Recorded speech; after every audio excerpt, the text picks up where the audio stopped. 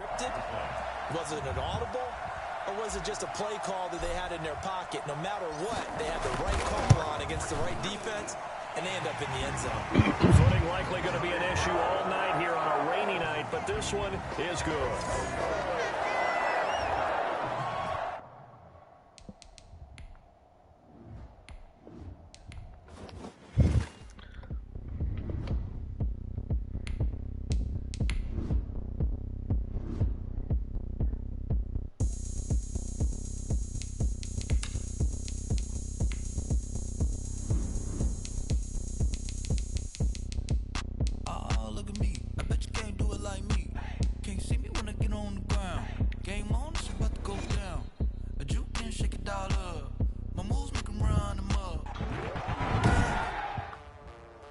Today, from Raymond James Stadium in Tampa, Florida,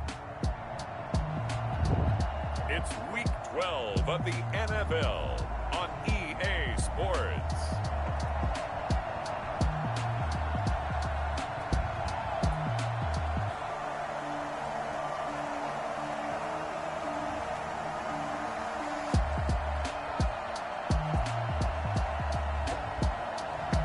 We'll see Tom Brady and the Tampa Bay Buccaneers taking on Patrick Mahomes and the Kansas City Chiefs.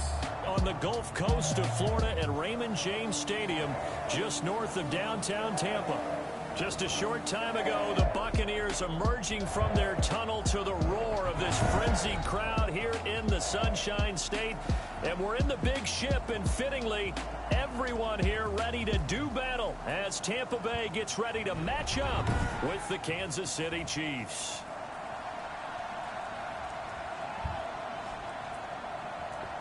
With Charles Davis, as always, I'm Brandon Gaudin. And Charles, you talk about storylines in this one. I think it begins and ends with our two quarterbacks, certainly two of the best in the business. And nowadays, I don't think you can get by for long periods of time without a top-flight quarterback. The way the game is played, with all the responsibility he has and how the game flows through him, if he's not on the top of his game, your team's not going to benefit at all.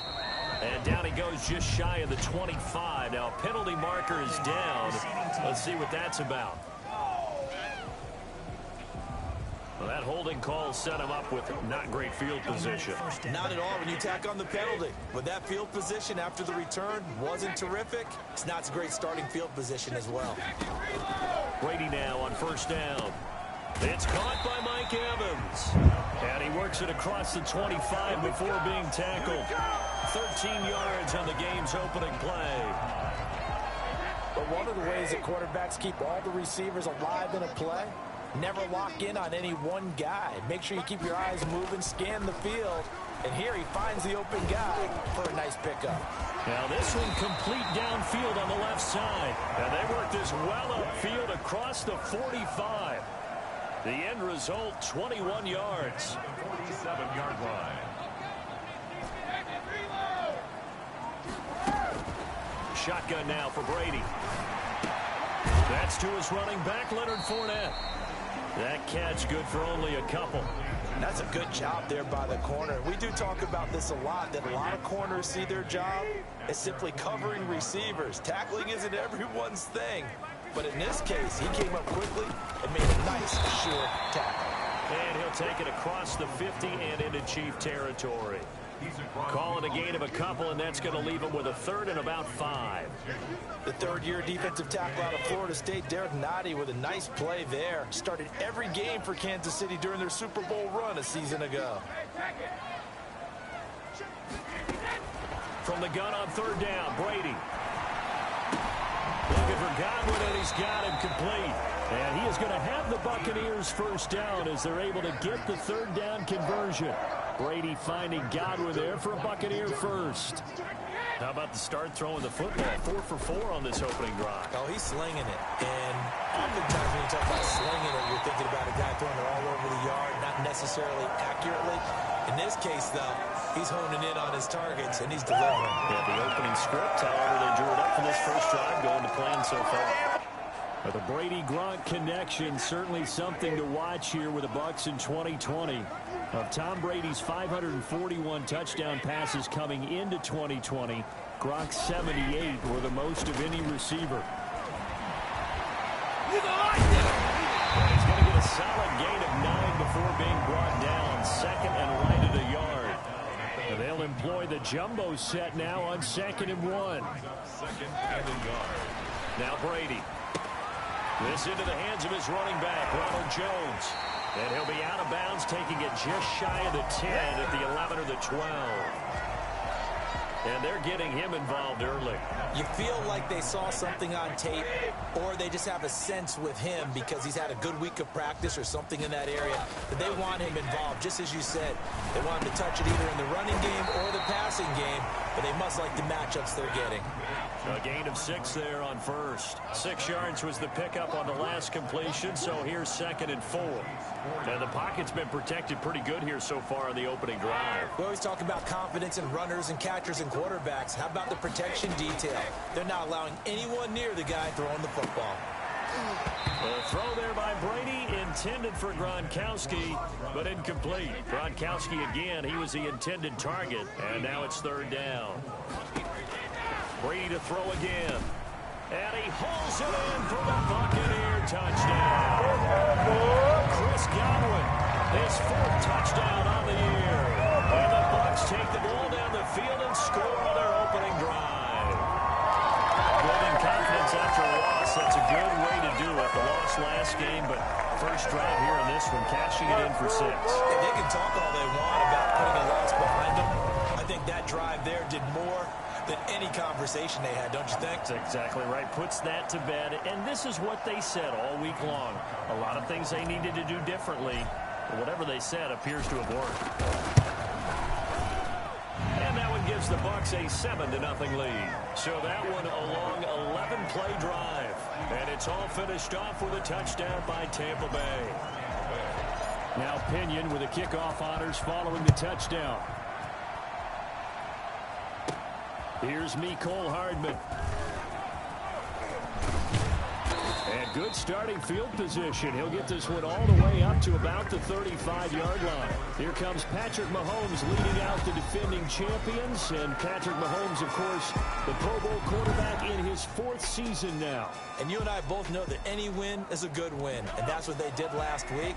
But there's also plenty for him to work on in his game, wasn't there? Yeah. 2 touchdowns, an interception. Yeah, you know, he wants to increase that a little bit in terms of ratio. But first and foremost, they did win the game. The numbers for Travis Kelce last week. 8 catches, 127 yards, and a score. 3rd in the league in receiving yards, and that's a strong number. That means he's being consistent each and every time out. They'll run for the first time with Clyde Edwards-Helaire. And he'll get it out to midfield. Looks like, yeah, they'll spot it right in midfield at the 50. A gain of 5, good enough for the first down. Defensively here, you're facing a top 5 team in terms of points scored in the NFL. So when they're that high powered, you got to find a way to hold them under 20. Because to me, that's the magic number. 20 points scored gives yourself you give yourself your best chance to win. So if they're up around 24, 28, 30, they could be in some trouble. And I think so, because then you turn it into a shootout, and that means your offense has to keep pace. They'll run here with a former Steeler. This is Le'Veon Bell. He'll get only 3 there, so it leaves him with a 3rd and 7 ahead. After 1, 7-0 on EA Sports. With the score, Buccaneers 7, Chiefs 0.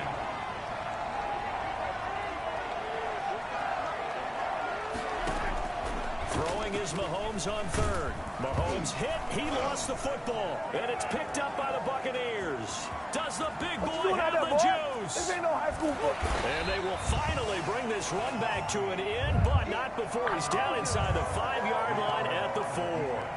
Hey, whatever happened to the days of just getting a fumble recovery? Everyone's into taking it the other way and trying to create points themselves, aren't they? Well, they are, and now a terrific opportunity inside the 5.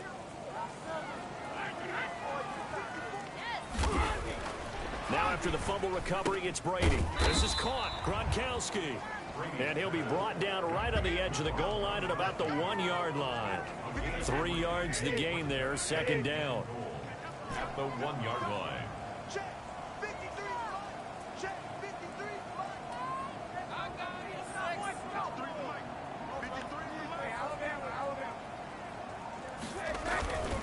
They'll try and run it in with Jones. And he's into the end zone. Touchdown, Buccaneers.